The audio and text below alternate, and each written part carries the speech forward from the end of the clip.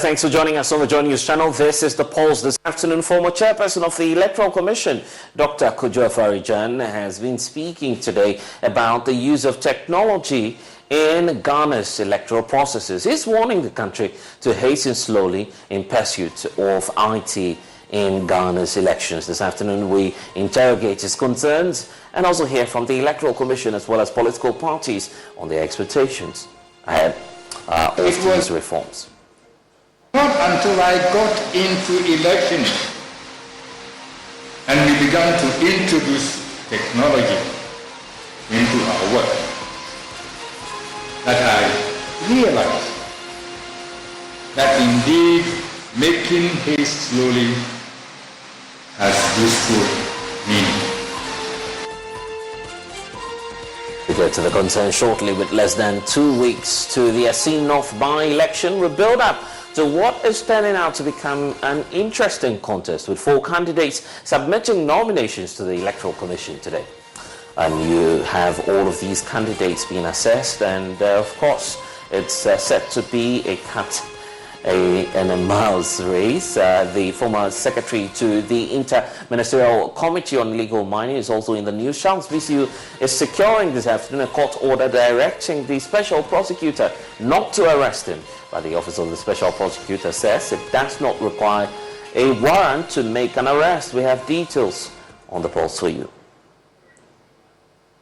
The Pulse is always brought to you by the Global Communities Dignity Lua for the Safe Sanitation. We're on DSTV channel 421. I am Blessed Sugan. Joy News is independent, fearless, and credible. We're back with details shortly. Welcome to The Pulse.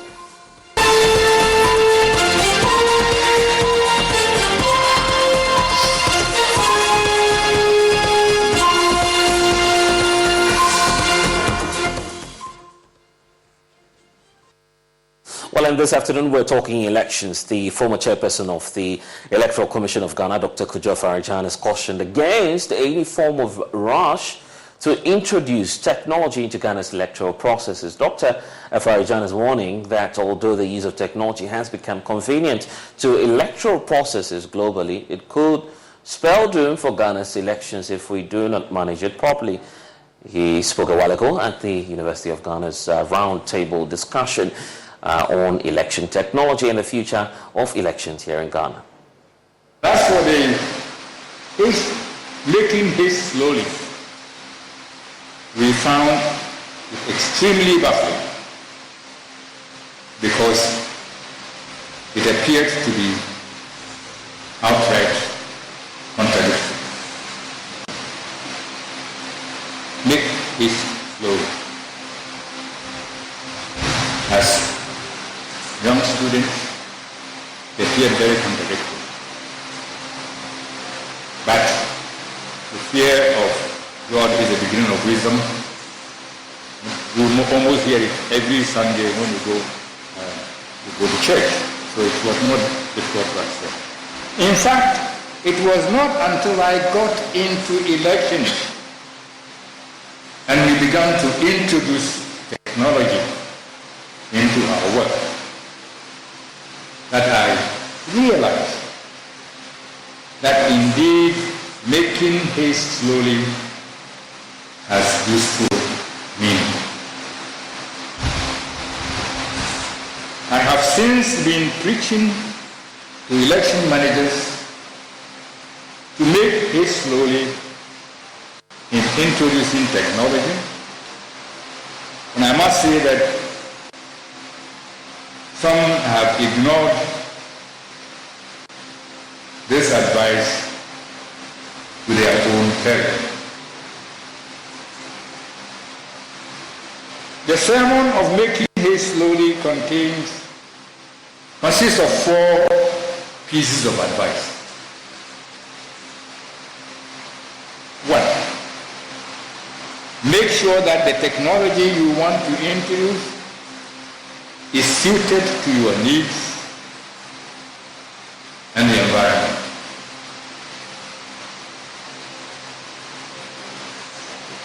2, if you take one step in adopting technology, firmly consolidate that step before you take the next step. 3, if the technology is to be used by voters, make sure it is simple and straightforward for them to use. And 4, extensively test the technology in real situations to your satisfaction before you use it in an election.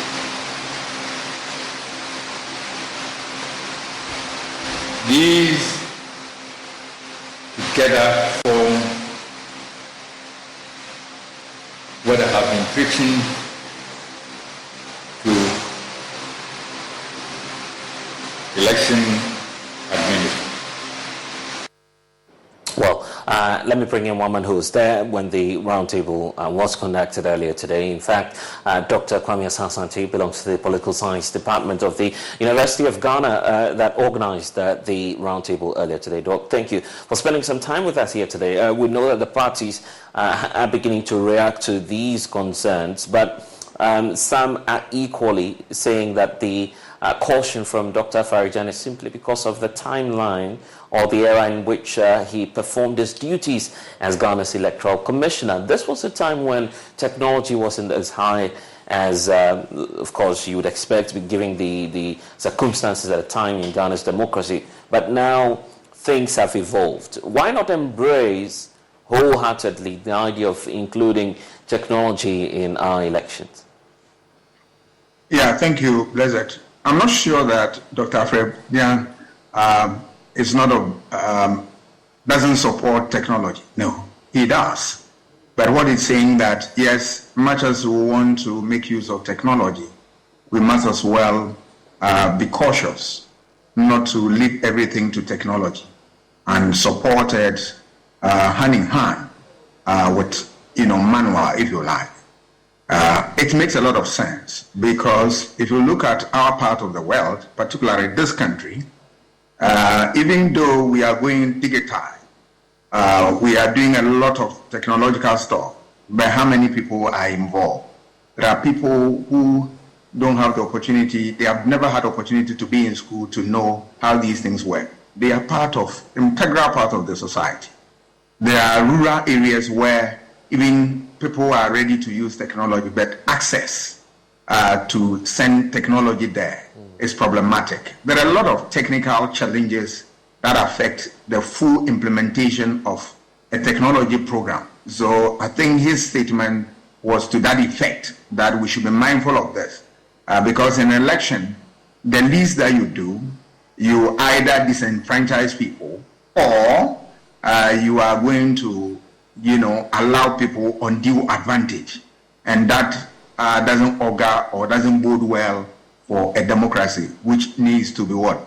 Free, fair, and then out of controversies. So I think his call was nothing but an apt description of the situation, which we must reflect on and then incorporate into the body politic if we want to manage election and manage it successfully. And roughly 16 to 18 months for the next elections. Many are wondering what sort of reforms the Electoral Commission would have to put up. And technology would definitely come up. We saw the last intervention at the regional coalition centers. And now, obviously, the EC would want to scale up its involvement of technology just to promote transparency and also the coalition of the results. You know the science about this. Why should we be worried when it comes to IT and elections? Is there any peculiar reason? Yeah, there are a number of factors that explain this. One is that not all of us in this country are technologically or technology compliant. There are people who have next to nothing in terms of knowledge about technology, and they are part and parcel of the voting public. Once you introduce a system and they have no idea, it is similar to saying that you have excluded them. But let us remember that you are talking about what? Everybody taking part in an election, provided the law allows you to do that. Two, we are talking about a situation where if somebody have no full knowledge of technology, it can compromise the election and it can go in favor of another person as against others. So all these things are important factors that really bring out the fear in people. Three is that anything that raises an eyebrow obviously undermines the democratic fortunes, and people will stand up against such a system. So all in all, you want a system that is easy to operate, a system that people can follow and follow through, a system that brings everybody on board so that nobody is disenfranchised at the end of the day. So that is basically the worry of everybody who believe in democracy and want to be careful that even though we want to go technological, we want to hasten slowly. We can't be flippant about issues such as the use of the Ghana card even in the registration process. The Electoral Commission may be considering, once the parliamentary approval is given, for a continuous registration exercise. It needs to harmonize its data as well. These are peripheral matters that equally have something to do about technology. The EC has to be mindful, correct? Yes. In all these things, I am one of the people who support the national card through and through. Because if you follow advanced democracies, that are those you've seen in Europe, particularly Belgium, particularly Germany, Denmark, and the rest of them, they are using these, national cards, and it's helping a whole lot. A child is born, and you are already your bio is incorporated into the system, and you grow, and then the system takes care of you. So if you have such a system which is going to play a similar role, kudos to those who designed that. I support that. But we want to be very careful that the system that we are saying that it is in to cure some problems will, at the end of the day, not leave any problem for us. And that is where people are worried about. But I'm not sure that people are against the national card, and even the political parties are against them. But they want any rough edges to be strengthened, so as not to create unnecessary panic and fear within the political space. But apart from that, I think all is well and all is good. And from your department that organized this roundtable, would you say that you're getting the necessary buy-in from stakeholders after today's lecture? I must say that today, yes, the party representatives made good of themselves by sharing their perspectives on the subject under consideration. They did well. They answered very tough, difficult questions. They were able to also walk us through that tight rope of academic righteousness in terms of what the political calculations that we as students of politics we need to know. So all in all, I think they acquitted themselves very well. The program went on successfully. I believe that those of us who are teachers of the subject and students that are food for thought that we are taking home and going to ponder over them, and that it will feed into the system when we eventually get opportunity another time. I see. Doc, you would have to hold on for me because one of the areas where we have the political parties separating in their thoughts has got to do with the Assin North by-election, which is that's up in a few days from now. The Electoral Commission indicating that it has received nomination forms from 4 candidates in all when it comes to the Assin North elections, and of course the individual seeking to contest the upcoming elections in the Assin North constituency in the central region will now have to go through the next stage, which will be the elections itself. They've been doing balloting today, and we can get to the arrangement on the ballot as it will appear. Of course, we have that on your screens right now, detailing what the position will be. It appears that the New Patriotic Party is taking the lead now for the number 1 position, where Charles Opoku will be that candidate that will be speaking and, of course, standing out, campaigning and seeking the elections or the mandate of the people. We then have Stefano Benis Enyinam, who's now representing one of the lesser followed political parties, the Liberal Party of Ghana, LPG. They're making some inroads there. And James Jachi Kwesen, the man who, of course, has his name struck out from the records of the Parliament of the Republic of Ghana, a reason for which we're going for this by-election, is back in that race, taking that risk. Agatha Abebiu is the only independent candidate running this race. You've seen these faces, Doc, and I'm just wondering what your take is on the risk, first of all, for James Gyakye and as to whether or not there will be any implications for him having run for the second time for this post. Oh, I think that once no law prevents him from running, he can run. As to whether people will vote for him is another question. But if you look at what transpired so far, I have no doubt in my mind that the people, yes, especially the two candidates, the MPP and NDC candidates, they are the material worth considering in terms of their support base. Others also, yes, will compete, but the show is a two-horse race. You don't see them in the race at all, do you? No, at all. An independent candidate coming up this time around. And what's interesting is that... Why am I saying this? Yes, if you look at the issue of independent candidates, in this country, the political party tradition are so strong, and strong in the sense that it has a whole lot of machinery that propel people to certain heights during elections. So when you have an independent candidate, from the word go, he or she is disadvantaged if he comes face to face with the electoral machinery of the political parties. And if you look at the last election, the performance of the two candidates, that is the NDC candidate and then the MPP, you realize that these are giants who competed, and then the people gave their vote to Gyakye. He went to Parliament, and what happened. Now that he's out, and then he wants to go again. Even though when you read the literature, sympathy doesn't support any research finding in that type of analysis. Right. But what you can find is that will people still support him? Yeah. But normally when people vote for a candidate and then the candidate, out of a certain reason, maybe death or illness, or is not able to continue, there is always the tendency for people to remain faithful to that candidate, the party's next candidate. But the reason for which I brought up the two individuals from the LPG and then the independent candidate has got to do with their gender as well. These are two females running up against very established political parties, and their candidates also being male.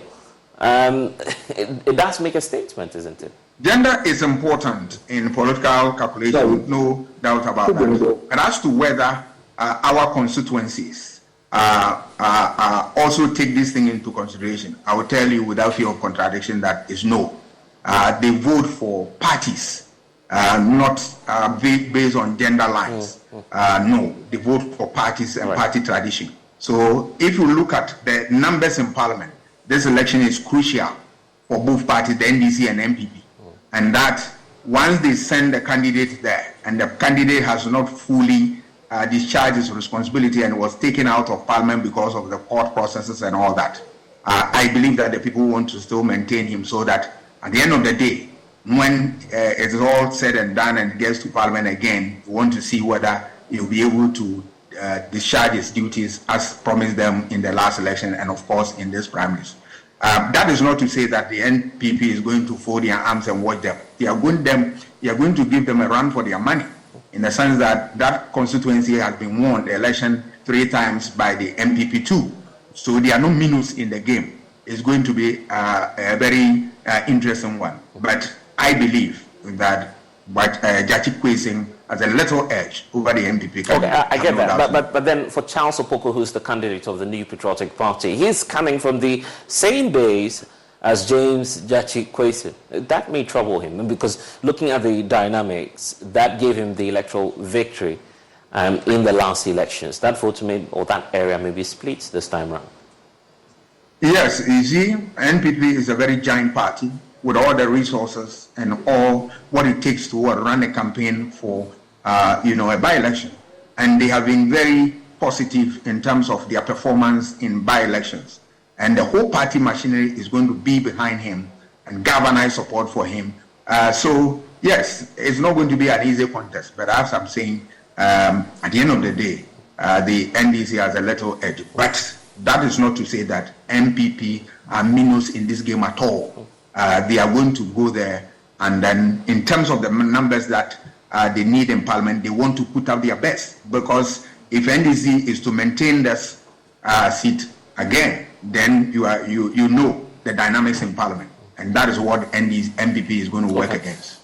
Incumbency advantage, a crucial factor in this conversation, isn't it?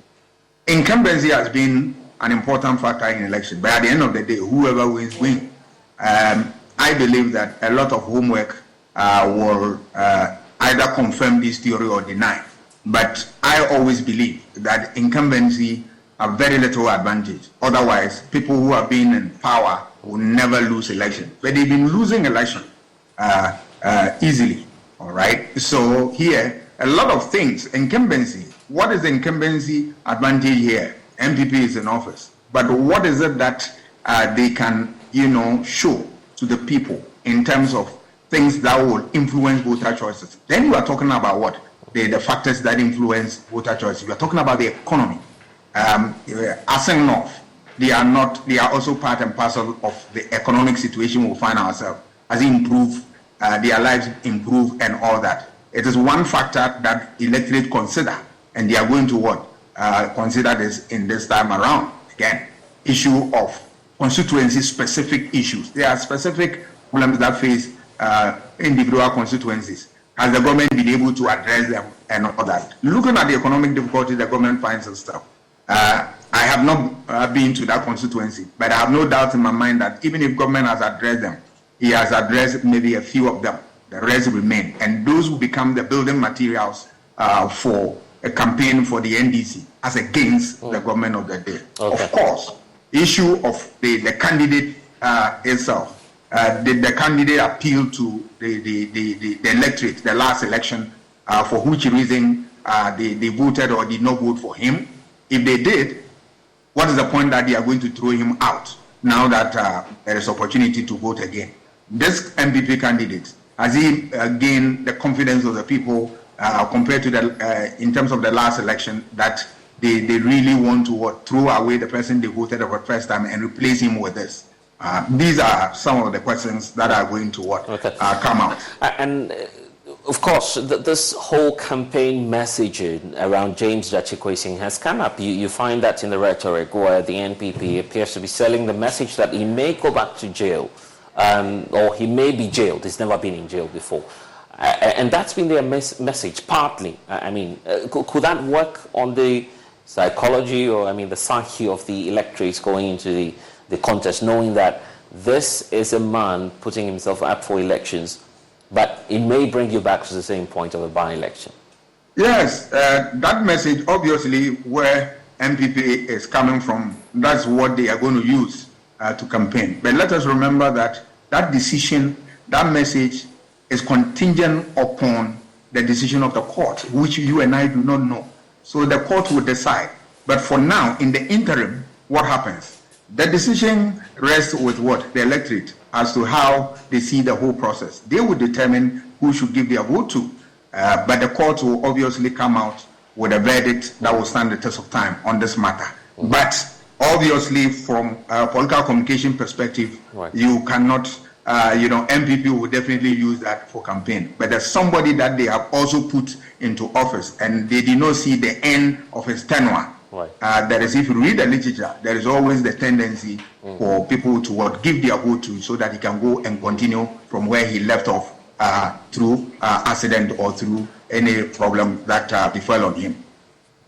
Dr. Asante, we are grateful for your time this afternoon. I am also grateful. And as you are aware, of course, the election is due to come off in less than 2 weeks. So how ready is the Electoral Commission? We'll find out shortly. Right now, let's engage the political parties on preparations ahead of that very crucial contest, knowing that balloting has been done. Joining us now is the Secretary for the NDC in the Central Region, Gabriel Comey. Thanks, Gabriel, for spending some time with us. The NPP's Richard Techimensa is also joining us, and will definitely be engaging the LPG and getting their concerns as well. Thank you, gentlemen, for spending some time with us. Mr. Comey, of course, I was just talking about the campaign messaging from the New Patriotic Party. It's not as though that's the only message, but the fear of James Jachi going to jail has come up on top of the matters. How are you responding to that and convincing the people of Assin North that this will be the unlikely case? Yeah, thank you very much, my brother. Good afternoon to your viewers and to the multimedia family. Let me first of all send warm compliments and felicitation to all your viewers, and particularly the NDC family, and to all Ghanaians who are watching this program. You made a very important point, which to me, it is one of the propaganda, it's part of the propaganda schemes that the NPP employed and thought that would work for them. And so that has been one of their key messages as far as our intelligence is concerned. But thankfully, we have been able to diffuse that information. We've told the people that simplistic, Joe Quayson has not committed any crime as far as the laws of this country is concerned, and which is a statement of facts. The issue of whether or not he had denounced his Canadian citizenship before he contested an election, which was the key issue or the merit of the Supreme Court's ruling, has not been contested by the party. We've disagreed with the decision, but we've had our own opinion. So far as we are concerned, as far as the electoral law of the country is concerned, we know that Joe Quayson is fully qualified as far as the electoral law is concerned, and there's no issue has to do with jail or what the NPP is preaching. In any case,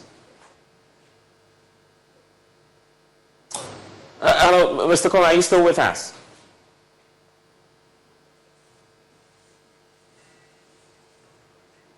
It appears we've lost Mr. Comey. Let's get to the others joining us now. Joining us, and Jerry, if you're with us, of course, Richard Techi is also from the NPP side. Richard, if you can hear me now, of course, you just heard from the NDC indicating what their angle is and how they're reacting to these messages that you've been telling to the delegates. So there's also the concern about incumbency advantage. How do you react to that?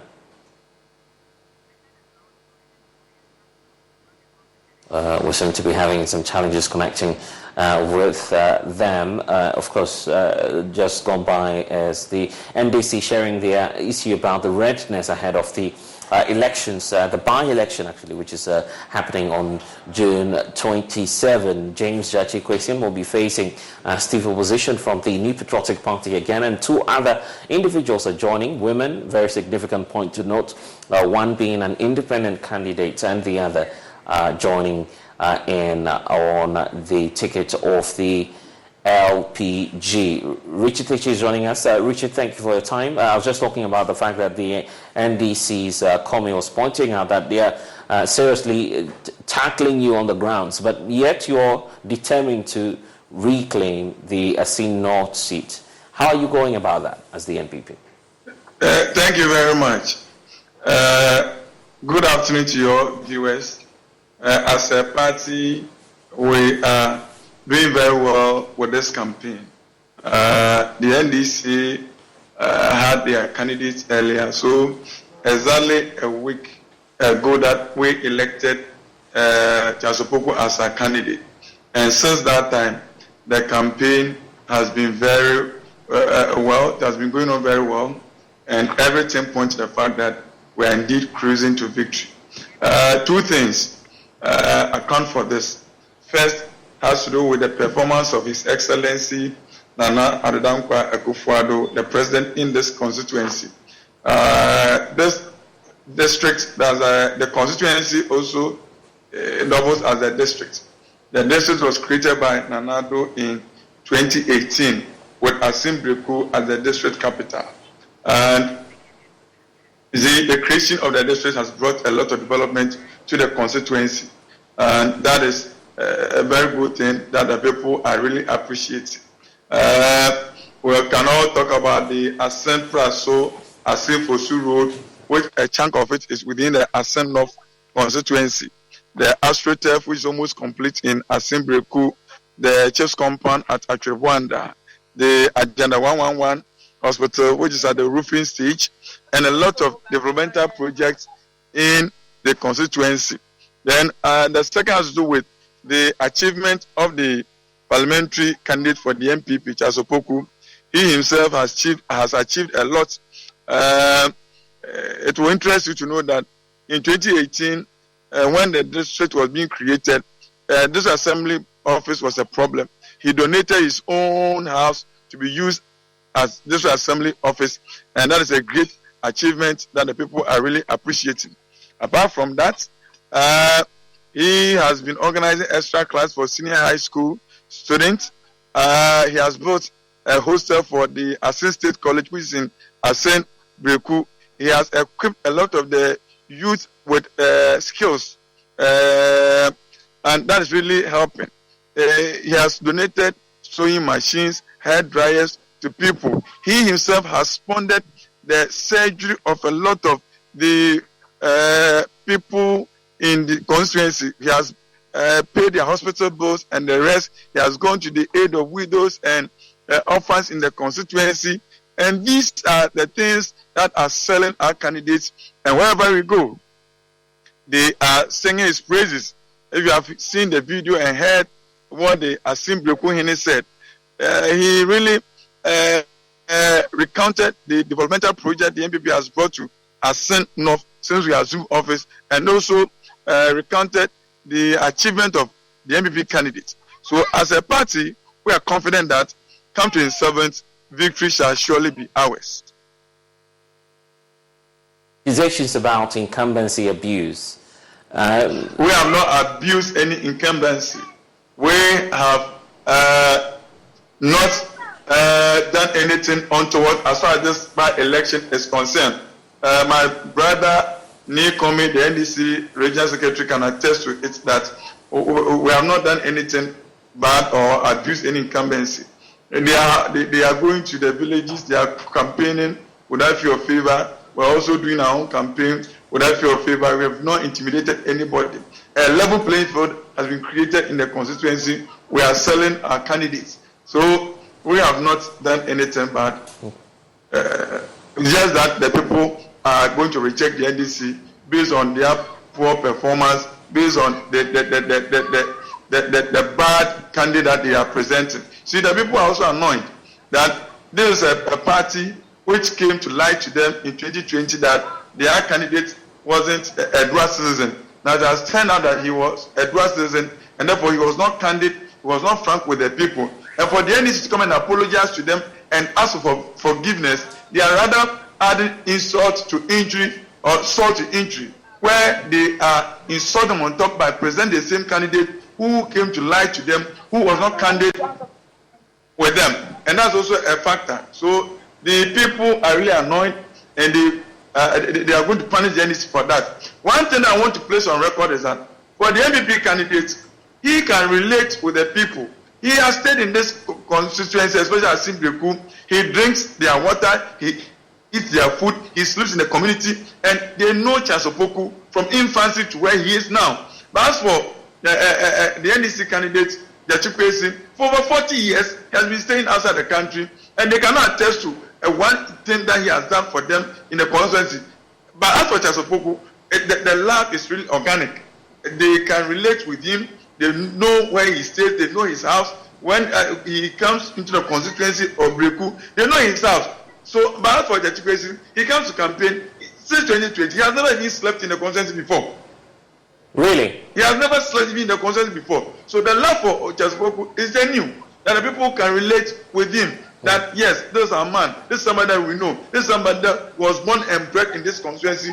He grew up in this constituency, and therefore he is somebody that we can fight for his competence and his good works. Okay, Gabriel, comment. You've been listening to all of this. I'll bring in Jerry shortly. But Gabriel, how do you react to these concerns? Even the candidate you elected would not even reside allegedly in the constituency. How true are these claims?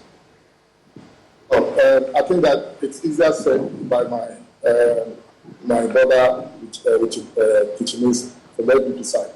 Let me say that what he just said was a lie. It is a lie, and it is not true. That is total falsehood. Joe Person resides in the constituency. In fact, the good people of Asantehene knows where the Person's house is in the constituency. In fact, Joe Person's father was a former, DC of the constituency who has brought so much development to the constituency. Even, at the time when the constituency was one constituency, Joe Person himself resides in Asantehene, and the constituency people knows where the person stays. So that is a lie. It is also not true that the people have rejected our candidates. As a matter of fact, the people themselves were part of the decision of retaining the person as a candidate, because we conducted our feasibility studies, we engaged the people, and then the people themselves overwhelmingly said to us that they believe in democracy. Because remember, the constituency was created or demarcated in 2012, and in that election in 2012, the NDC won the seat for the first time. Unfortunately, some things went wrong, and not by our fault, but by some other issue that happened. You know what happened in 2016? We lost the constituency to the MPP. But in 2020, when democracy emerged as a candidate for the NDC, the people voted for democracy. And let me emphasize that in that election in 2020, the person had more votes than Nalado and President John Dramani Mahama put together. He had about 3,100 votes. And it's very important to also emphasize that even though the person, had to go through all this unfortunate attack by the MPP and all what he went through by this court, unnecessary court actions and all that, this gentleman, the person, has brought a lot of development to the people of Asantehene. In fact, as a matter of fact, all the projects that were mentioned by my brother are all fallacies. These are non-existent projects.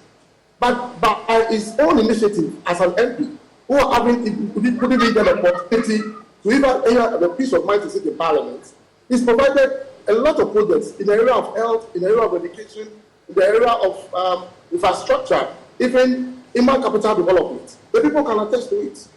Single-handedly, he's done a lot of boreholes, he's constructed schools, he's done a lot of electrification projects. In fact, if you have to go to Asantehene constituency before 2020, and you are driving in the evening, you don't like the constituency.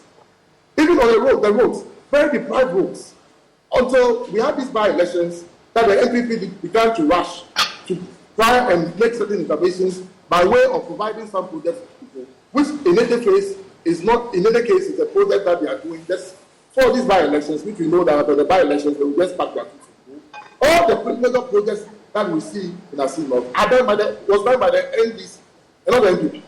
They have no project to point out, except the road that they are talking about from Namrasa to Asantehene Prasho Road, which one we know the details and all that. So let me just refute that it is not true that our candidates have been rejected by the people. The people's choice is honorable to Chachikwesi. Okay. And we think so. So we believe that the person will emerge as a winner of this by-elections. We wait for June 27. Jerry is also on with us because in this whole race, we're seeing the emergence of at least one of the lesser followed political parties. The LPG is in the race, fielding a woman aside the independent candidate. Jerry, let's talk about your candidate and why the LPG has decided to go into this race, which is now being predicted to be a two-way affair between the NPP and the National Democratic Congress. Why are you fielding your candidates, by the way? Jerry, are you still with us? It appears we've lost Jerry there, but Richard Teshi, you were listening in to what Kwame had to say, the issue about even your track record and the fact that you are now fast-tracking some of the developmental projects within the area. My good brother Gabriel Komi Adam is saying that I'm lying. It's a lie that Chachikwesi doesn't stay in the constituency, he stays in Asante North. It's a lie. It looks as if Ni is not on top of issues. Look, the Achikwe's father stays in Atonsu in Asante Central, Fosu, and that is not in Asante North. All the way from Fosu, you will pass by Biaso, pass by Grofiedu. The last time for Asante Central is Aponse. Before you enter Enga, don't Asante North. So somebody staying between Asante Fosu and Asante Edubiase, it's not Asante North. Yeah, but you know there's a history. There's a history to the area. Obviously, because of the demographics now, you would not. I made a statement that the Achikwe doesn't stay in Asante North. I get your point. And that is a fact. Yes, I get your point. Asante North. Yeah. And last Sunday we crashed at Asante Methodist Church, and he said that it was his father who roofed Asante Atonsu Methodist Church. He couldn't even point to a project in Asante North. Just hold on for me. Richard. And as I speak, we all know Charles Opoku's house in Asante.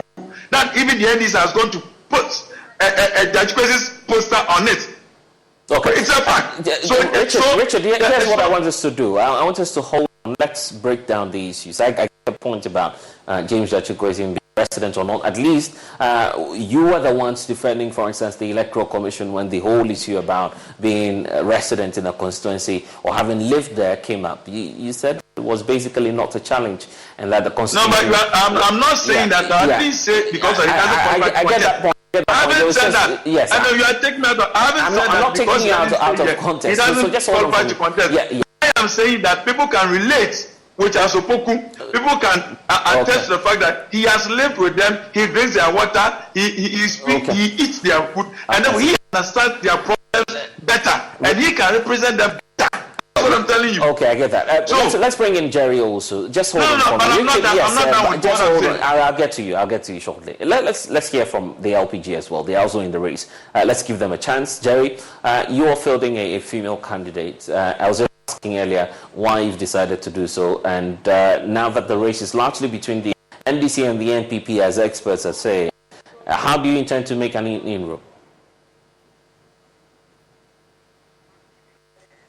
Okay, we've lost Jerry also there. He speaks for the LPG. In fact, he's the general secretary of the party there. Unfortunately, we've lost him, so he's out of the conversation. Okay, so back to you, Richard. You are about building your point there. That I mentioned fallacies or lies. It's new for me saying that there is no Agenda 11 hospital which is at the roofing stage. It's new for me saying that there is no astroturf project which is over 90% complete. It's new for me saying that there is no ultramodern assembly block here. It's new for me saying that there is no ultramodern chase combat at Achirbuanda. It's new for me saying that the road from Asante Praso to Asante Fosu was just awarded a contract from 17th May coming. Is that what Nikomi is saying? Yes, the projects are ongoing, and I'm happy that he said that we have fast-tracked the process. If it is an ongoing project, and you are saying that because there's a by-election, all the projects should come to a halt, we shouldn't continue with the project. It's Nikomi saying that Agenda 111 was awarded on contract after 17th of May 2023.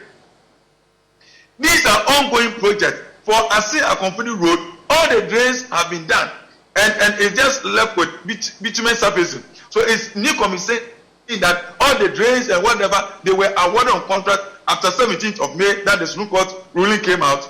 These are not true. These are ongoing projects, and the people of Asante North know what Nana Adonai Akufo-Addo MPP have done for them, and the achievement of Charles Opoku. Based on these, that the people on 27th are indeed going to vote massively for the NPP candidate. We are confident of victory. We are confident of victory. Come to the summit. We are not going to do anything. We are going to be law-abiding and do our campaign devoid of fear and whatever intimidation. We are not even going to be intimidated. We are ensuring that, and the EC creates a level playing field for everybody, and we are confident of victory. And in spite of these things you say about the candidate of Asante North, He's had more figures than President Akufo-Addo and your parliamentary candidates in the last elections.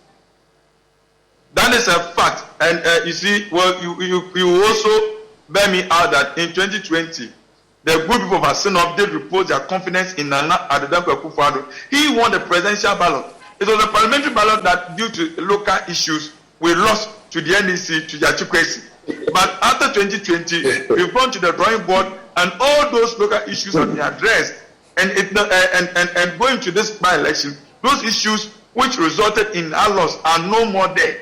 So it tells you how come the MPP has become very attractive and vibrant in the consensus for this by-election. Okay, Nico, Richard, let me go to yes, there are MPP people who, for one or two reasons, were picked and they voted for the NEC candidate, but voted for another. This time, that thing is not there. They are not going to have to vote for NEC candidate. Right. They will vote for MPP candidates. Right. Komi, you've been listening to the comments. Yes. My brother, I'm so surprised that my brother, at this age of time, is still engaging in, unnecessary propaganda. The facts are very clear. The facts are undisputable. What we are saying is that this is a candidate that the people repose, confidence in, and voted massively. And this is a candidate massively for him. And we are referring to our candidates, who is a choice of the people. In fact, the people endorsed our candidates in 2020. Like I mentioned earlier, the people who voted for Joe Kwesi are still the very people who are going to vote in these by-elections. They gave Joe Kwesi more votes than our candidates, His Excellency John Dramani, and even more than Akufo-Addo. The same people are still alive. The same people are saying that we believe in Joe Kwesi. But the conditions are not the same. Those conditions are which they voted in 2020 do not persist. Can you allow me to make a point? Please, respectfully. What I'm saying is that our candidate is a choice of the people because that is evident in the 2020 results. The 2020 results, as I clearly explained, our candidate had more votes than the NPP presidential candidates and even our own presidential candidates in that election. Nothing has changed. This is a candidate who won elections for merit overwhelmingly, went to parliament. The NPP used some dubious, scandalous, fraudulent. We never use any dubious. It is the law. It is the law. You know you are losing the debate. Don't interject. Let me make a point. Very important. The good people of Ghana, particularly the good people of our saying North constituency, knows what happened because they have seen it all. They know what exactly has happened up to today. What we are saying is very simple. Our message is that the people of Assin North, they know Honorable Joe Kwesi, they know what he has done. His personal initiative has led to brighten every corner in Assin North. Because at Assin North, before he met as MP, was in basic needs, please don't interject me, please, respectfully. Basic needs such as school basics, even schools that were under trees, schools that were in rural states. This is a gentleman with own resources to renovate those schools. He's done a lot of health projects, he's done a lot of projects that time will not allow me to mention. But what I'm saying is that the people know that but for this issue, but for the challenges that Joe Kwesi had, he would have done better. And even the little Joe Kwesi has done for them, they appreciate it. What the people are telling us is that they are ready to take all the money that the MP is going around sharing, all the you're talking about sharing things. I can put videos on for you. We have not shared anything. Honorable James Kwesi. In fact, I can tell you that what the things that you are sharing is just an expression of fear and panic. Because they like to know that there's no way we don't go there. Sharing we things have don't go there. credible intelligence. No exposure. They are not even campaigning because of the constituency. Come to Assin North right now, and you realize that the NPP is not even campaigning. They are just moving and doing fanfare, saving money, and assuring people of building houses for them, assuring people of providing them. Well, here's the thing. Richard Techi, you would have to just hold on. Komi, just hold on. Komi, just hold on for me. Komi, just hold on for me. Richard Techi, you'd have to hold on. Let's get the argument Mr. Komi is making, and then I'll get to that. Yeah, I get that, but just hold on. Let's listen to him. Yes. So we are saying that we have engaged in a very effective campaign We have a very cohesive campaign. We've done house to house, we've done church to church, we've done mosque to mosque, we've done ghetto to ghetto, we've engaged the chiefs, we've engaged the key stakeholders in the constituency. As I speak to you now, the people themselves are coming to us. That is very worthy and interesting to note. That we are not even going to the people as now. The people themselves are coming to us. They are telling us what exactly we can do to protect the balance. What the people of Assin North are interested in is not even about voting. Because as I speak to you, they have already decided that it is the NDC and no other party. In fact, they are going to reject the NPP than ever before. Because they have seen the deception of the NPP. I can assure you that the good people of Assin North are with us. The constituency has about 200 plus communities. I can assure you, and we have about 99 police stations. Is it why you are laughing? You don't even believe what they are saying. We are expecting anything not less than 70% in this election.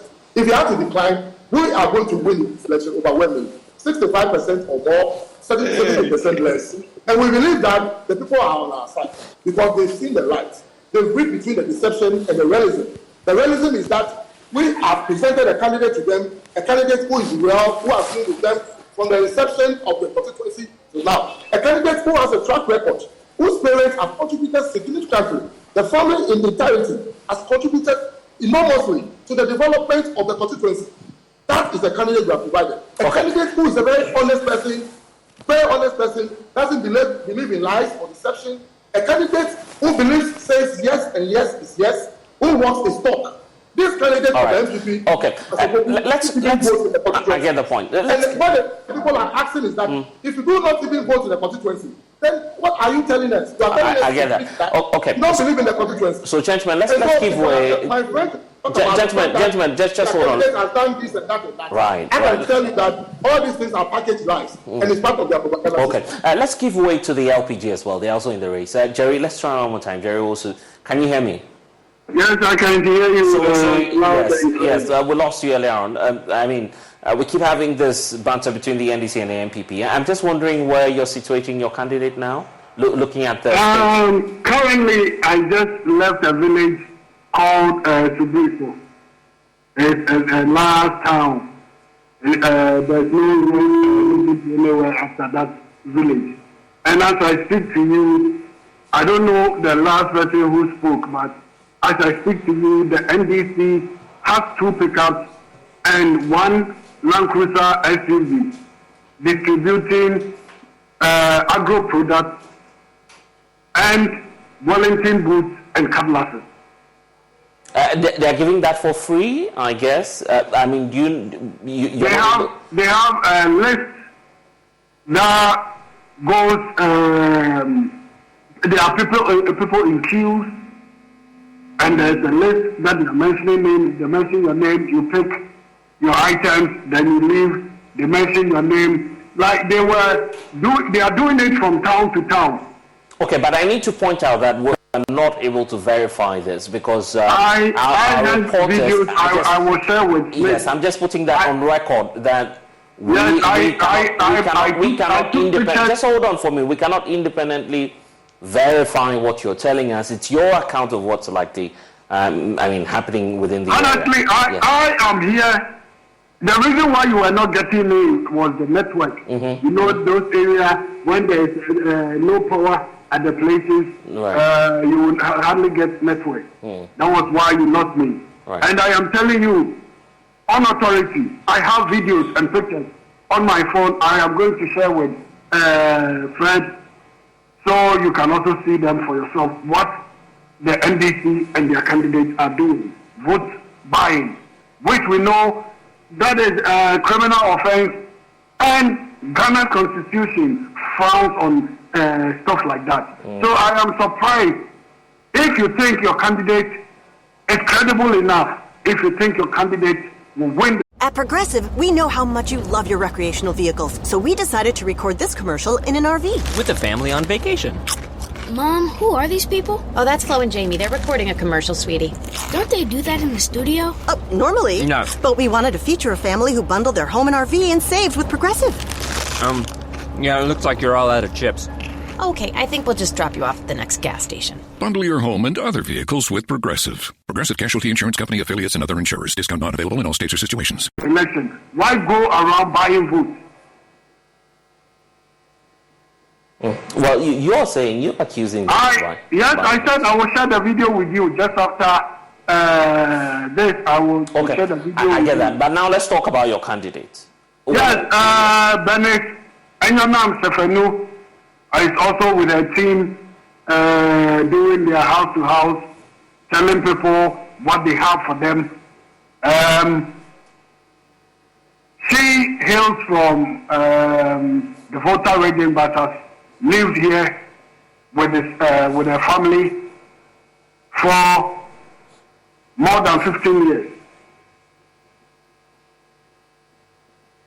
She has 6 kids with a gentleman who is also a native from where they live now, called Akonfode in, I think, North. Are you sure she would make an impact in this election? She will win the election. I'm surprised you're saying impact. Fred, everybody is talking about being tired of MPP and NDC. And what I just witnessed is nothing good to talk about. If we want development, why should we pay people to vote for us so we can work for them? Okay. Where does this happen? I need a job. I know you went job hunting. When you were going to get yourself a job, did you pay people so they could employ you? These candidates that are going around campaigning, everybody is asking for a job. So why will people pay people before they are giving jobs? Okay. It is something we have to educate our people about. All right. Jerry also is the General Secretary of the Liberal People's Party of Ghana. Liberal Party of Ghana joining us in this conversation. Unfortunately, we've run out of time, so thank you, Kome and Richard Techi, for joining us from the NDC and the NPP. We're taking a break here on The Pulse. When we get back we'll bring you some more stories.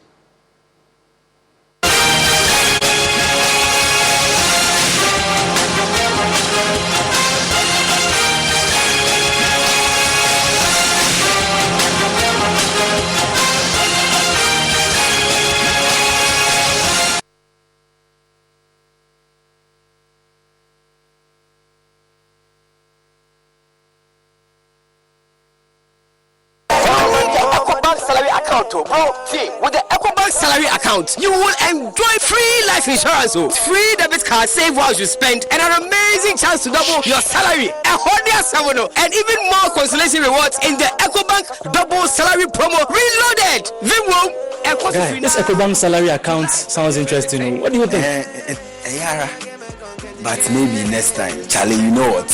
I'd go shine my shoe. Yo, myself, I'd go check my BP. We going up, never go down, and we stay fly. Chairman, see the white sign it here. Who be late?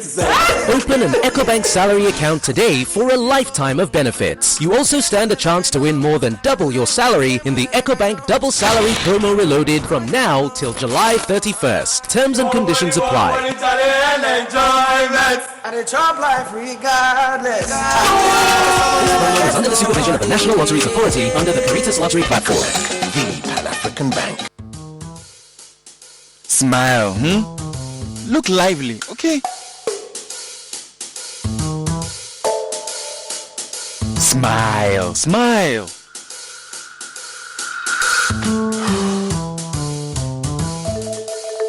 Is the money too small? A bad stomach ruins your day. Don't let it. Take Gastron, your most effective antacid for the relief of symptoms of peptic ulcer, heartburn, gas pain, flatulence, and indigestion. Hey guys, what are you waiting for? Let's go, let's go. Mwah. Can you bring down the smiles more? Gastron, effective relief from stomach discomfort. Manufactured and distributed by NS Chemist Limited. This advertisement has been vetted and approved by the... For crystal clear and thrilling podcasts and live shows, download and listen to us on Apple, Spotify, TuneIn, Google Podcasts, MyJoy Online, Amazon services like Echo, Amazon Music, and Audible, Stitcher, Adom Online, Overcast, and Pandora. Take note of everything. Sign up for the multimedia digital platforms now to stay updated.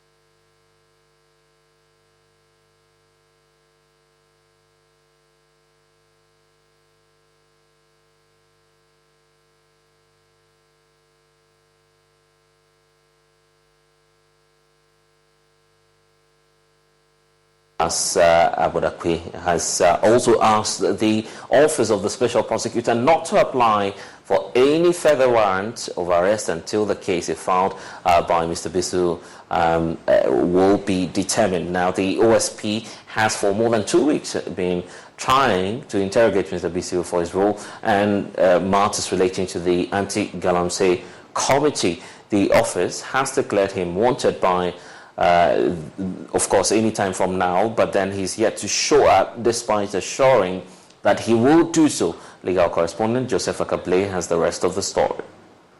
The OSP has for more than 2 weeks been trying to interrogate Mr. Bisu for his role on the Anti-Galamsey Committee. The office has declared him wanted, but is yet to show up despite assuring he will do so. His lawyers on Thursday morning urged the High Court to injunct the OSP. Lead counsel Nana Ejewa accused the OSP of failing to make available a copy of a petition which gave rise to the investigation. He also told the court a notice declaring his clients wanted had been issued contrary to law. He provided to the court documents indicating various interactions Mr. Bisu had had with the investigative body. He insisted such a person cannot be declared wanted. The court granted a request barring the OSP from executing any warrants procured. The office is also barred from applying for another warrant and publishing notices until the determination of the case. This order is to last for 10 days. The special prosecutor is, however, not backing down in its quest to engage Mr. Bisu. Sources within the office tell Joy News they do not need a warrant to arrest a person reasonably believed to have committed an offense. They also explain that a person published as wanted simply means that person has refused, ignored, or neglected to attend to the summon of the investigative body.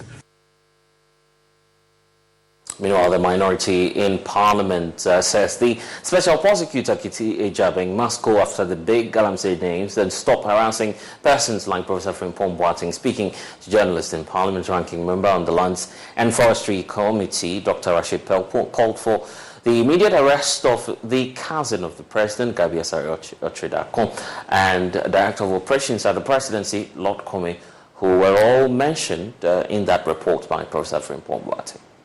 We believe that if government wants to demonstrate seriousness in the fight against Galamsey, it must go beyond the arrest of Professor Frimpong Boateng. It should go wider by ensuring the arrest of government and Jubilee appointees at the heart of government, which includes Mr. Gabi Otredakon, the President's cousin, the Director of Operations, Mr. Lord Kome, including Honorable Joseph Albert Kwam, who have all been cited by the committee. It is our opinion that a public inquiry on the committee reports and damage to our forest reserves is necessary, especially with the now wider destruction of our lands and rivers by Galamsey operators. It is unthinkable that the state, including all its reserves, its lands, rivers, money, people, are left to an elected government to manage. And it turns out that the government itself is a key sponsor of the destruction and misuse of these resources. In addition to calling on the government to institute a public inquiry, we wish to also team up with the eco-conscious citizens of Ghana. Number one, we ask government to revoke the executive instrument EI 144, forest cessation forest reserves. The instrument is 2022.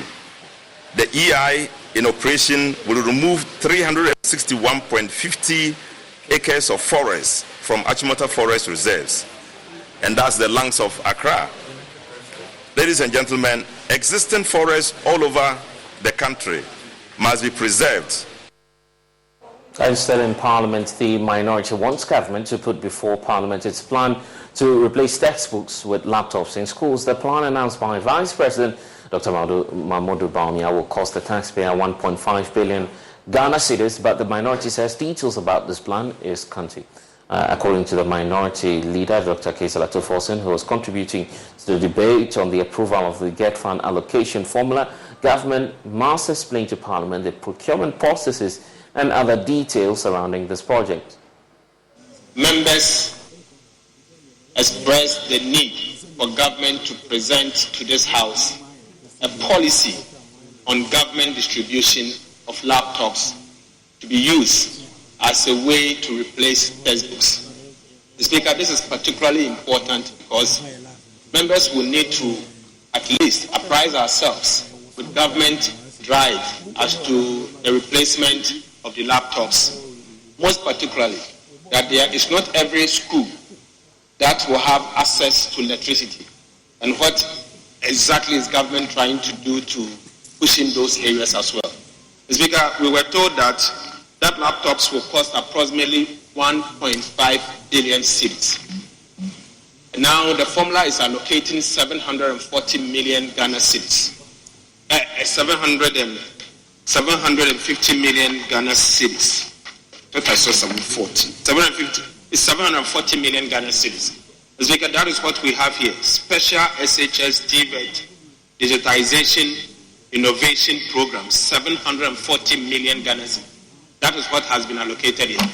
Speaker, my agreement is, as at a committee of the whole, my agreement is for us to ring fence it, whilst we ensure that government present to us a policy on this matter, for us to understand the procurement processes, the cost per unit, and all of that. The Speaker, the report did not capture that. It is important for me to state that in the coming days, it's important for the minister responsible for education to bring that policy before us and for us to understand the processes that they've gone through in taking this.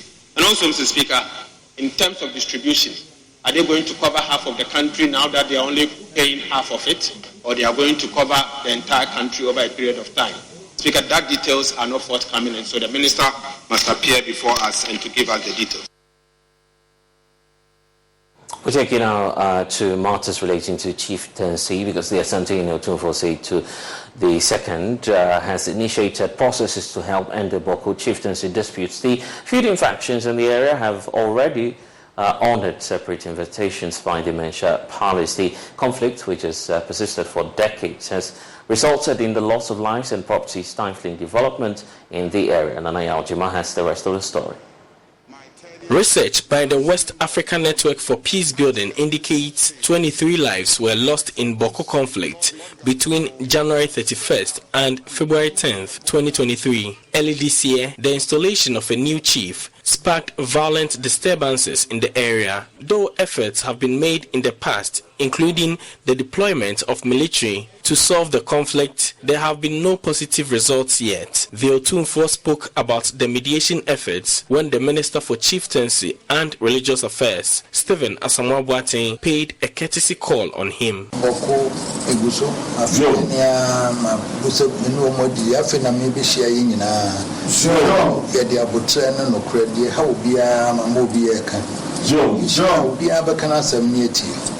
I am still on the Bawku issue. I have called all factions separately, in peace and in truth. We will sit and listen to the issues.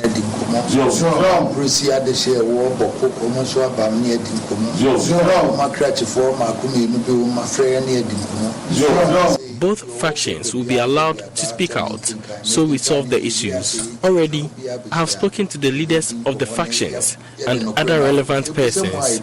Some have submitted documents to be studied, so we will look into all of that.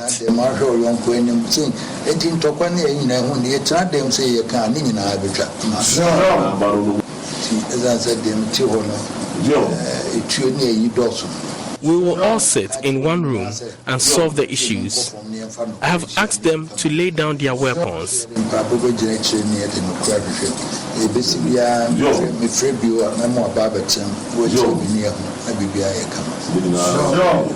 In 2019, Asantehene helped resolve the 16-year-old Dagbon chieftaincy dispute. Chieftaincy Minister Stephen Asamoah Boateng revealed about 70% of community disturbances are traced to chieftaincy issues. He has welcomed the Asantehene's intervention in the Bawku conflict.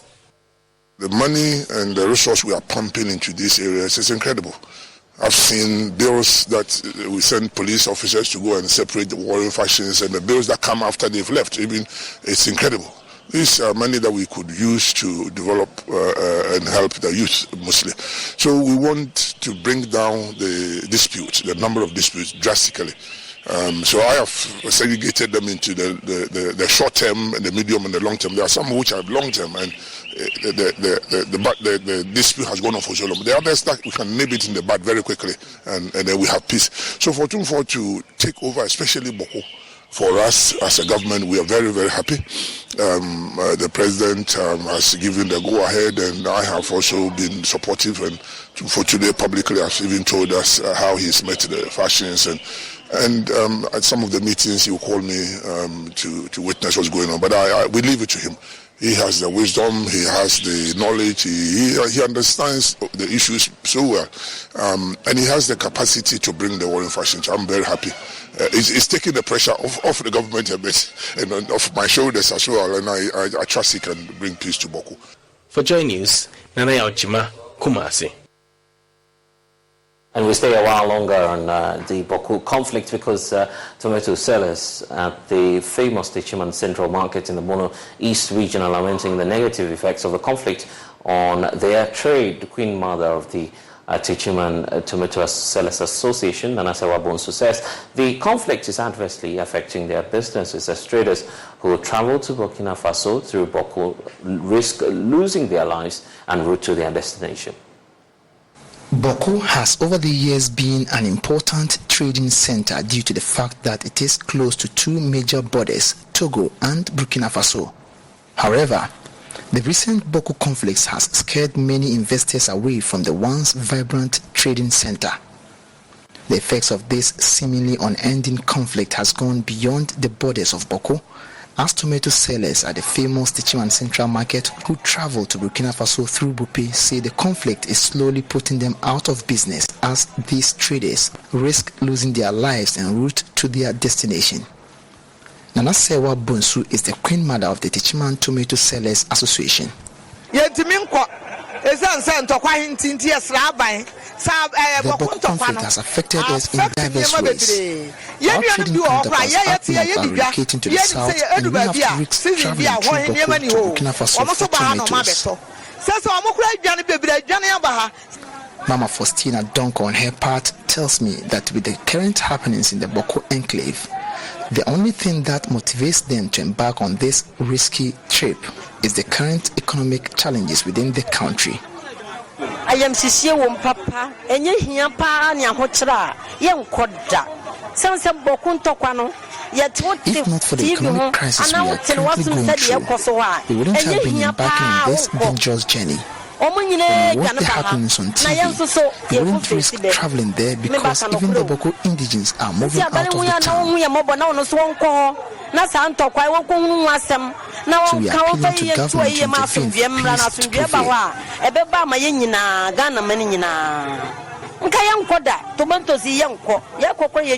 Until we return from our trip, we are always not at peace.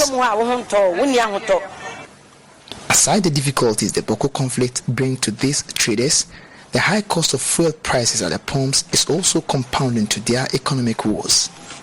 Ifia Uswa is a tomato seller here. She wants government to intervene by reducing the prices of petroleum products at the pumps.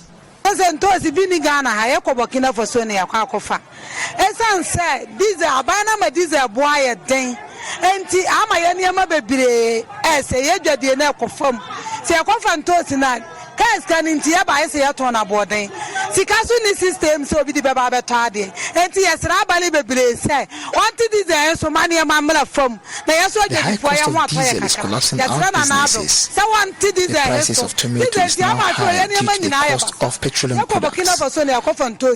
Yakofaba Muha duty I beja and Niama.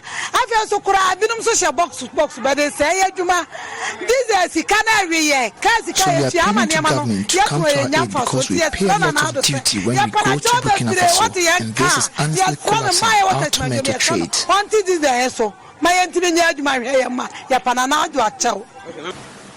Anna Sabit, Joy News, Teachman.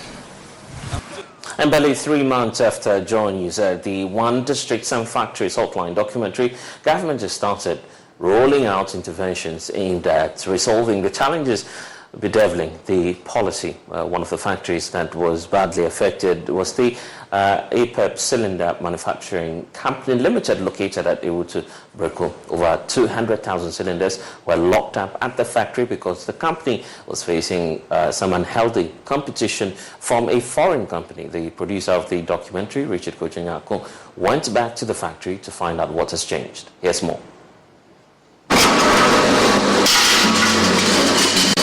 And so now, if you come to our factory, you'll be shocked. We are now getting to almost close to 200,000 cylinders. We cannot send one out because of what these guys are doing. These Chinese, they just came in, took over the market, cut the price down, and probably they are doing this for some time. So they realize that the Ghanaian factories have died down. This was the situation with the APEP Cylinder Manufacturing Company, one of the companies under government One District One Factory located at Ewutu Breku. The company was limping badly, and the thought of shutting it down became very imminent. China developed their country, they blocked everybody, and they developed their country. Deliberate policies, protecting themselves and making sure they got to where they are. Now they are rich and they are now hitting us. The chief executive of the company was distraught, broken, and felt all hope was lost. But today, the narrative has changed. So it's been 3 months after Joy News premiered our hotline documentary, One District, Some Factories. We are back here at the APEP Gas Cylinder Manufacturing Company here at Ewutu Breku. Following your documentary recently on the challenges that we're faced with, by the grace of God, as we speak, our stock levels have gone down. The markets have started responding. Your documentary got the government to take some actions, and as we speak, now the pricing levels have come to a normal level, and so we are all playing in the field. They are still in the markets. We are competing, but this is what we expected competition should be all about, not for somebody to be unduly be taking advantage. So we are grateful to you and also grateful to the government for taking these immediate steps and bringing us back to life. The workers are busy putting metals on metals to produce the cylinders. The CEO, Philip Asifo, couldn't thank Joy News enough for producing the documentary that has changed a situation that affected the economies of the local community and the businesses of many. The information I got was that the president himself saw the documentary and he wasn't happy at all about what he saw. So immediately he tasked some officials in government to ensure that the issues are resolved. And as we speak, not completely resolved, but at least to the extent that we are now able to enter the market and do our business, I think we are on course. They've also lined up a number of things they are working on our behalf. We hope everything will actually materialize. So I think so far the documentary has really sparked a very good reaction on our behalf. The intervention by government is like a pain relief to them. The government made some actions that were taken, some decisions that were taken that has somehow brought down the behavior or the misbehavior of these, if I should put in a better way, some form of invaders who attempted to destroy the market. Before the documentary, there were some initiatives, there were some actions that the government had started, but immediately you aired the documentary, as a matter of fact, we saw some speed. We saw some direct interventions. As we speak, government is even making it possible for us to get some off-taker from government, also to sort of boost our supply. So these are efforts that are coming as a result of your initiative, your documentary, and I think we would appreciate that. The workers the company contemplated laying off are now back in business. The stocks level has gone down, and the company is thinking of expansion. Brother Richard, it's not just us APEB, but we must also at least congratulate you for what you did. At least at the end of the day, your work has also sparked these reactions. Today, the company is now working, and so by the grace of God, all these our workers are also, actively doing something. This is what we want. So what you did has now brought back the workers. At least is now keeping people fed in their homes. That is the kind of work you have done. That is the extent of what you have done. The number of workers almost close to getting to 250 workers. Now we are even now moving to the level of expansion. As we speak, we have other arrangements to move to other areas. So that should tell you the effects of what you have done. We thank you for that also. We thank the government for the intervention, but most especially your intervention has actually brought about a lot. Joy News has been exploring other interventions government has put in place to bring the dead factories under government 1D, 1F back to life. For Joy News, Richard Kwejunyakon report.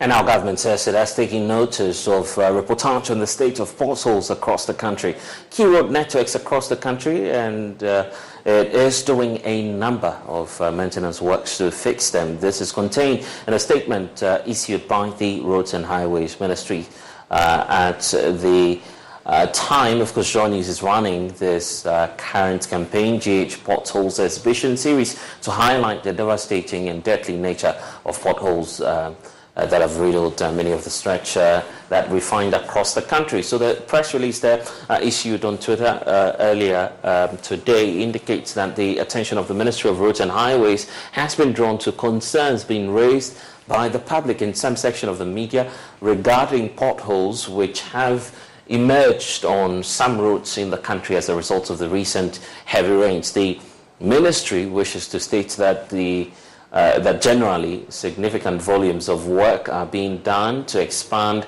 the nation's road networks and undertake some routine and periodic maintenance on the existing ones. The rainy season always causes some deterioration to some old roads, which are then quickly attended through by the ministry's engagement emergency maintenance program. Now, the ministry wishes to assure the general public that measures are being put in place to address the critical sections of the road which have gone bad throughout the country upon the onset of the rains. For instance, in Accra, maintenance work is currently going on at the following locations. We have the Teshi-Triblau area. We also have the Fertilizer Road on the list. Motorists and the public are advised to follow the traffic management and safety measures put in place around the locations where these works are being carried out. The ministry wishes to reiterate its commitment to providing a well-maintained road infrastructure responsive to the needs of Ghanaians. And they appear to be attaching some of the networks that are currently being worked on. But don't forget that you can always be a part of the GH Potholes exhibition by joining us on all of our social media handles to put a spotlight on some of the challenges you have. Hashtag GH Potholes. But we stay on that series for you because today we're putting the spotlight on the Park Grant roundabout in Takoradi. My colleague Samuel Brace has the rest of the story.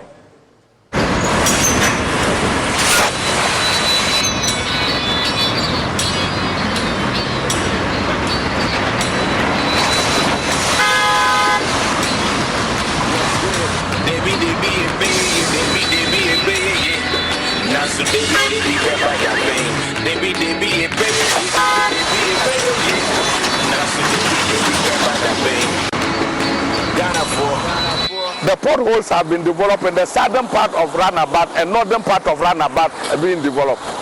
So we are waiting for eastern part of the Runabout to develop, which I think that it's a serious thing that we ought to look at. Unfortunately, we can't tie the reason why we can't do this route to Russian and Ukraine war and COVID. We can only tie it to the fact that it's a critical route that needs to be maintained.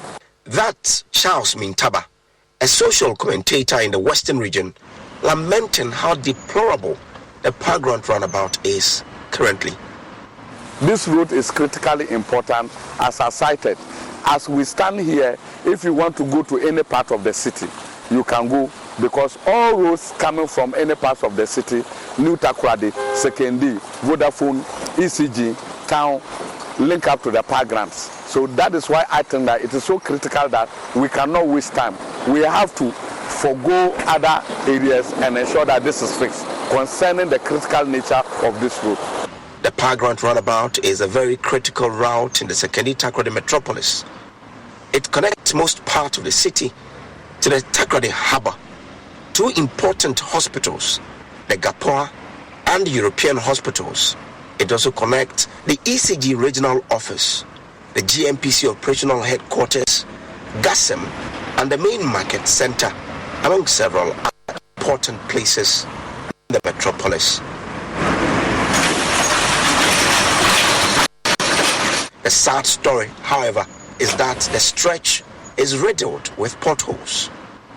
This hole was once small, but it was ignored for several months and has now widened into a huge one, best described as a king-size bed capable of accommodating more than 2 adults. There is even one that has deepened and collects so much when it rains that it looks more like a swimming pool.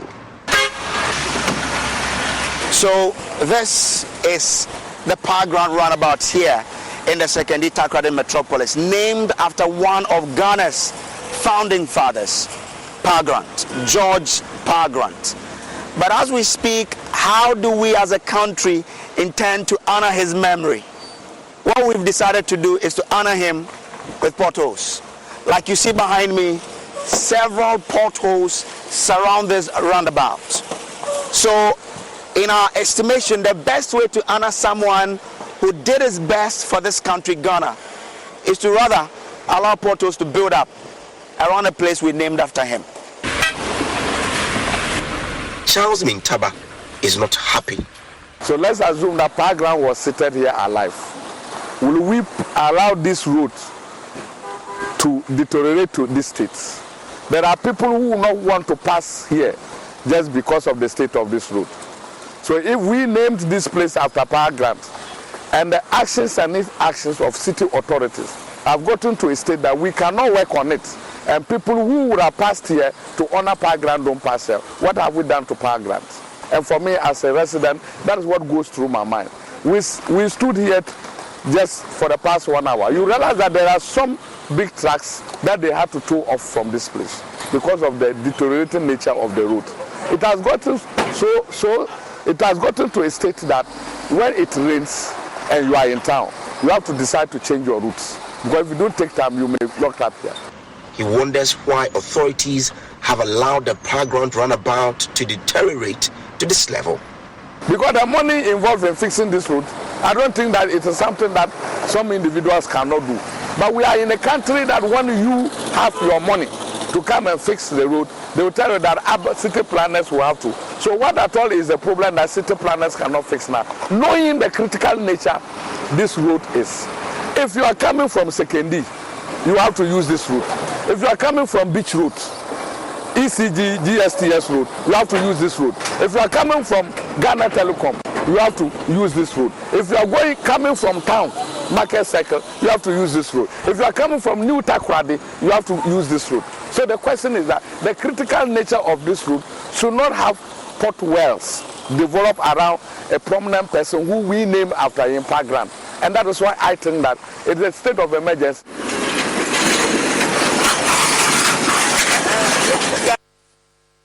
Driver John supplies mineral water in the metropolis.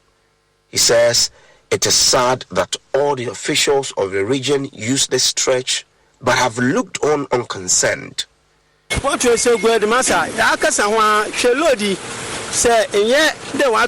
have complained about the potholes several times, but nothing is done about it. If some of my load had not been bought, all of it would have poured onto the road now. Meanwhile, we pay tax. The regional minister, the MPs, and other big officials use this road daily, but they seem not to care. We are really suffering, buying spare parts, especially our ball joints.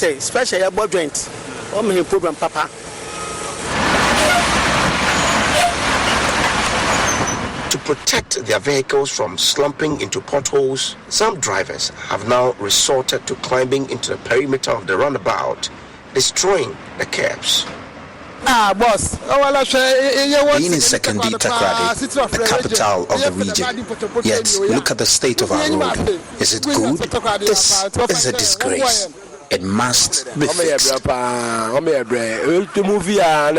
really suffering. When you move a little, your car scratches the surface of the road because of the potholes. The last time, my friend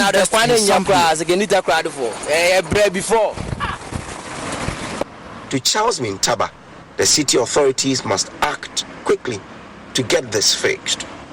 So I appeal to city planners, urban routes, the regional minister and the metro chief executive that this is beyond where we have to allow you to consider the critical nature and why this place was named after a very important person. For Ghana's independence cannot be discussed unless it is linked up to Parkland. And Parkland roundabout cannot be discussed unless it is linked up to the major roads of this city. That is the need where there's an emergency, there's a need for us to work on it. When will authorities intervene and solve these challenges? Your guess is as good as mine. From the roundabout, the Parkland roundabout in Sekendi Takrady, for Joy News, I am Samuel Kojo Brace.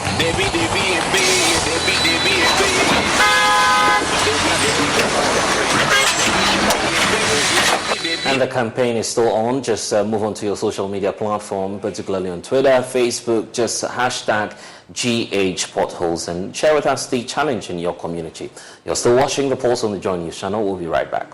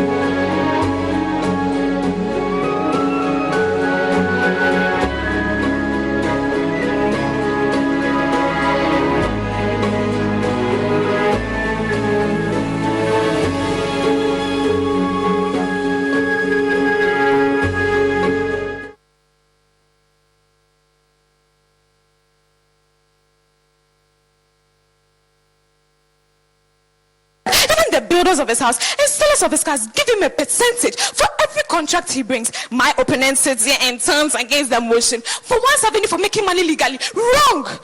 Hey. The biggest debate competition in Ghana is back. Which side do you represent? We're recording this Progressive commercial on a real boat to let people know that when you bundle your home, boat, and other vehicles... What was that, Flo? Progressive saves you money, Jamie. Why are we doing this on a boat? We were going for authenticity. We're going to the city? Authenticity. You mean Atlantic City? But we're not in the Atlantic. Are we? Bundle your home and other vehicles with Progressive. Progressive Casualty Insurance Company, affiliates, and other insurers. Discount not available in all states or situations. Or against the motion. Stay glued to your superstation Love 99.5 FM, Joy Learning, and Joy Prime as we bring to you the biggest stage where schools in Ashanti show their prowess through debate. Rally behind your alma mater to glory as gallant young men and women from the various senior high schools in Ashanti elucidate their stance on matters of national interest. Venue is the Christian Service University College. Catch us live on Love 99.5 FM, on Facebook at Love 99.5 FM, Joy Learning and Joy Prime, 2 p.m. each day. The Love FM High Schools debate, trumpeting the voice of young ones on issues of national interest. This event is brought to you by your superstation Love 99.5 FM, the Ashanti Regional SRC, and the Regional Directorate of Ghana Education Service Ashanti and CHAS. This program is in partnership with Pepsodent, Rasta Choco Molds from Twillium Industries, Christian Service University College, Jackson Educational Complex, Cowbell, Madam Catherine, Fritol and Fortune Rice from Wilma, and sponsored by Zest Consult, Pidato Company Limited, CBS Industries, Top Choco, Ultimate Fashions, Flora Tissues. Supported by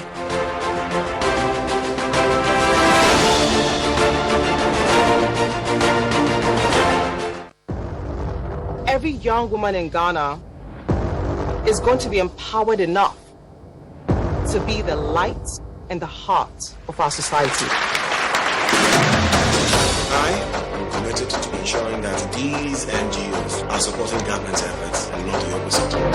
We have developed a very effective cycle of admitting and rehabilitating young women in need. I want to be your soldier. I don't just want to be in the program. I want to be by your side. Get her ready. You're saved and you're brought here to make something of yourself. Only rule is that you stay as good girls. Our investigations here focus on organizations with a seemingly clean sheet. You will fail. You know why? Because I never lose.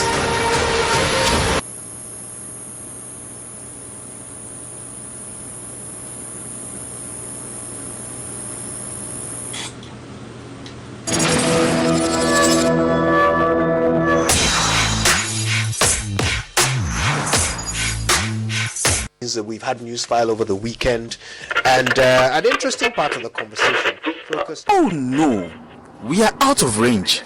Oh, don't worry, Daddy. I have Alexa in my bag. Alex, what? Alexa, open Multimedia Ghana and play Joy FM. Super Hits Radio, Joy 99.7. Listen to Joy FM, Hits FM, Love FM, live on your Amazon Echo.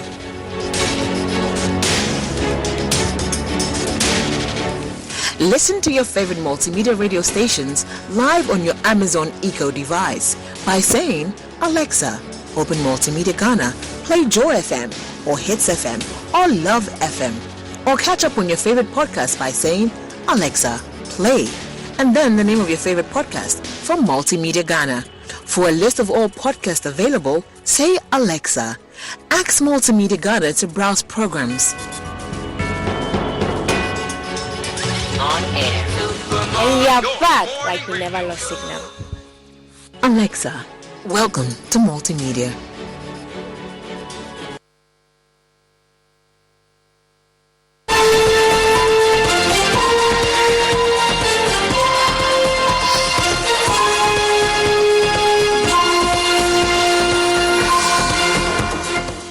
And you're welcome back. The Media Foundation for West Africa is expressing frustration at the unwillingness or, of course, stubbornness of some state institutions in releasing information and the right to information law. Programs manager of the foundation, Abigail Labi, who's been speaking at the launch of the RTI Support Center in Accra, cited the Office of the President of the Republic of Ghana, the Police Service, Ministries of Finance, Health and Roads and Highways, and some of the institutions that are not yielding.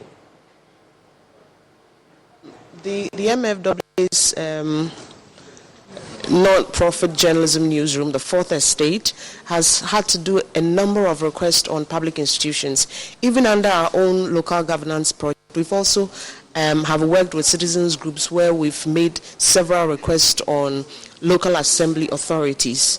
And in instances where they have refused to provide that information, the law makes provision for appeal processes or mechanisms within which you have room, to further pursue. So if after the 14 days, for instance, you do not hear from the public institution that you made information requests to, then there are other appeal mechanisms that you can follow. And that's how come we've had so far about 30 of those requests that we've made going to the commission, the RTI commission. All we have for you here on the Pulse. I am Blessed, so log on to myjoyonline.com. I have updates for you. We'll see you again. Bye-bye.